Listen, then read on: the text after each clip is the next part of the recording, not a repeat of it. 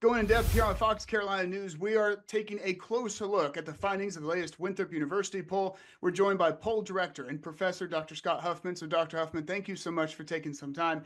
A lot of interesting numbers coming out of this poll, giving our first snapshot of a possible governor's race in 2026. Not necessarily asking people how they will vote, but just some familiarity with how much they know some of these names who could be in a hypothetical race. You found that Congresswoman Nancy Mace, Attorney General Alan Wilson, they are more familiar with voters when it comes to the possibility of that race. What else were some of those findings when you're able to examine what could be in 2026? Right. Well, this was more than just voters and likely voters. This is the general population. So some of the things we found is, a lot of the leading, potential candidates have decent name recognition among the general population. And that's good for them and that they have a base to build on. Their real base, though, are those Republicans who might actually consider voting. So we did ask self-identified Republicans if they had voted in the presidential primary, the last presidential primary, and among those, the top names had a lot of name recognition. As you said, Nancy Mace was way up there. She, gets on Fox News a whole lot. The most partisan Republicans are watching that. They are seeing her a lot. Alan Wilson, his name is in the news a lot. He may not be in front of the voters on TV as much, but the Republicans in South Carolina know who he is.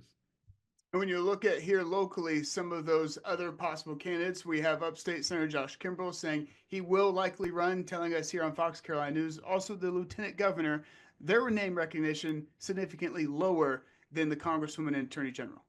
Sure, lower, and that's to be expected.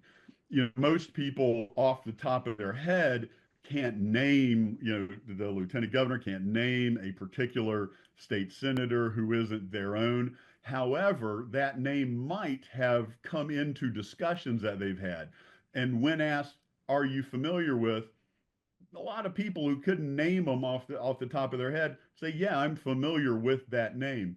Now, yes, they're much lower than Alan Wilson and Nancy Mace, but they are not, below the floor. They are high enough to begin to build on beyond their natural constituency. And so, a state senator, you usually think of nobody having heard his name outside of his district. That's not the case here. And especially among Republicans who are the ones who are going to matter in the Republican primary, he's got a base he can begin to build on.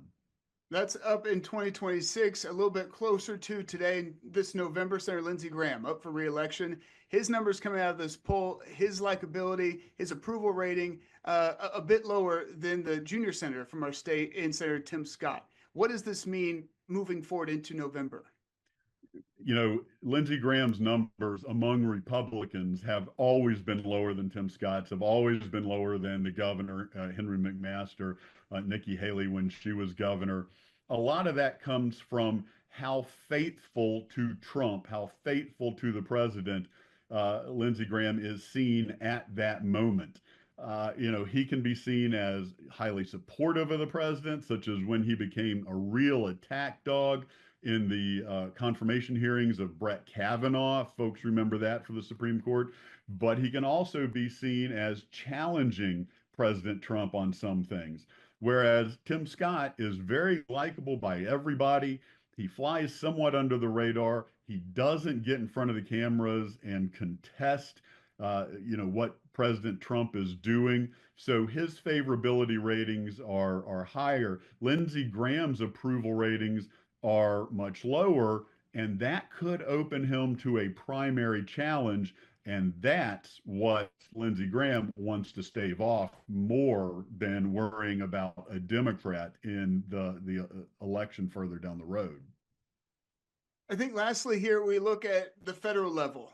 President Trump, his approval rating on par and as expected after the way South Carolina voted in November. But looking at Elon Musk and what he's done with Doge, what were some of the findings coming out of your poll this time when it looks at what Elon Musk is doing in his role at the federal government? Well, these are the findings where folks really get to understand the difference between all people, all of the citizens, and partisans. So if you look at all citizens, you see kind of an evenly divided favorability ratings for Elon Musk. They're, pretty equal, favorable, unfavorable. But among partisans, Democrats and Republicans, they are polar opposites. And that polarization continues when it comes to how much influence they think Elon Musk has on Donald Trump's administration and how much influence they want Elon Musk to have on Donald Trump's administration, with much higher numbers among Republicans wanting Elon Musk to have influence in the administration and Democrats being very worried about what Doge is going to be doing with the administration. Always fascinating to hear coming out of Winthrop University, able to talk to real voters here in South Carolina. Dr. Huffman, thank you so much for your time. My pleasure.